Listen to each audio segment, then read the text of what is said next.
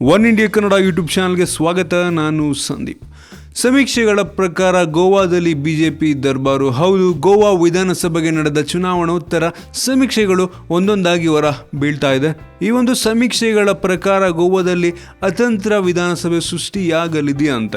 ಆದರೆ ಇನ್ನು ಕೆಲವು ಸಮೀಕ್ಷೆಗಳು ಏನು ಹೇಳುತ್ತೆ ಅಂತ ಅಂದರೆ ಗೋವಾದಲ್ಲಿ ಬಿಜೆಪಿ ಕೂದಲೆಳೆ ಅಂತರದಲ್ಲಿ ಅಧಿಕಾರಕ್ಕೆ ಬರಲಿದೆ ಅಂತ ಹೇಳ್ತಾರೆ.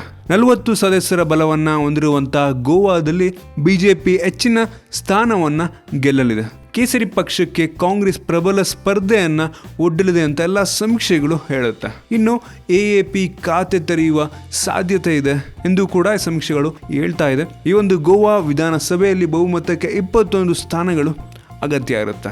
ಸಿ ವೋಟರ್ ಸಮೀಕ್ಷೆಗಳ ಪ್ರಕಾರ ಬಿಜೆಪಿ ಗೋವಾದಲ್ಲಿ 15ರಿಂದ 21 ಸ್ಥಾನವನ್ನು ಪಡ್ಕೊಬೋದು ಮತ್ತು ಕಾಂಗ್ರೆಸ್ 12ರಿಂದ 18, ಎಎಪಿ 0ಯಿಂದ 4 ಮತ್ತು ಇತರೆ 2ರಿಂದ 8 ಸ್ಥಾನಗಳನ್ನು ಪಡ್ಕೊಬೋದು. ಇನ್ನು ಇನ್ನೊಂದು ಸಮೀಕ್ಷೆ ಏನು ಹೇಳುತ್ತಂದರೆ ಬಿಜೆಪಿ 15 ಮತ್ತು ಕಾಂಗ್ರೆಸ್ 10, ಎಎಪಿ 7 ಮತ್ತು ಇತರೆ 8 ಸ್ಥಾನಗಳನ್ನು ಪಡ್ಕೊಳ್ಳುವಂಥ ಸಾಧ್ಯತೆ ಇದೆ ಅಂತ ಹೇಳುತ್ತೆ. ಮತ್ತು ಇಂಡಿಯಾ ಟುಡೇ ಮೈ ಆಕ್ಸಿಸ್ ಸಮೀಕ್ಷೆ ಏನು ಹೇಳುತ್ತೆ ಅಂದರೆ ಬಿಜೆಪಿ 18ರಿಂದ 22, ಕಾಂಗ್ರೆಸ್ 9ರಿಂದ 13, ಎಎಪಿ 0ಯಿಂದ 2 ಮತ್ತು ಶಿವಸೇನೆ 3ರಿಂದ 6 ಮತ್ತು ಇತರೆ 1ರಿಂದ 3 ಓಟ್ಗಳನ್ನು ಪಡ್ಕೊಬೋದು ಅಂತ ಸಮೀಕ್ಷೆಗಳು ಹೇಳುತ್ತೆ. ಇನ್ನು ನಾವಿಲ್ಲಿ ನೋಡೋದಾದರೆ ಒಂದೊಂದು ಸಮೀಕ್ಷೆಗಳು ಒಂದೊಂದು ರೀತಿ ಫಲಿತಾಂಶವನ್ನು ತೋರಿಸ್ತಾ ಇದೆ. ಆದರೂ ಈ ಒಂದು ಚುನಾವಣೆಯ ಫಲಿತಾಂಶ ಯಾವ ರೀತಿ ಇರುತ್ತೆ, ಯಾವ ಟೈಮಲ್ಲಿ ಬದಲಾಗ್ಬೋದು ಅಂತಲೂ ಹೇಳೋದಕ್ಕಾಗಲ್ಲ.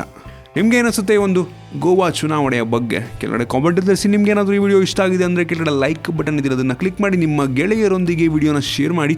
ಇದೇ ರೀತಿ ನಮ್ಮ ಬೇರೆ ವಿಡಿಯೋಗಳಿಗೆ ಒನ್ ಇಂಡಿಯಾ ಕನ್ನಡ ಯೂಟ್ಯೂಬ್ ಚಾನಲ್ಗೆ ಸಬ್ಸ್ಕ್ರೈಬ್ ಮಾಡೋದನ್ನು ಮರಿಬೇಡಿ. ಧನ್ಯವಾದ.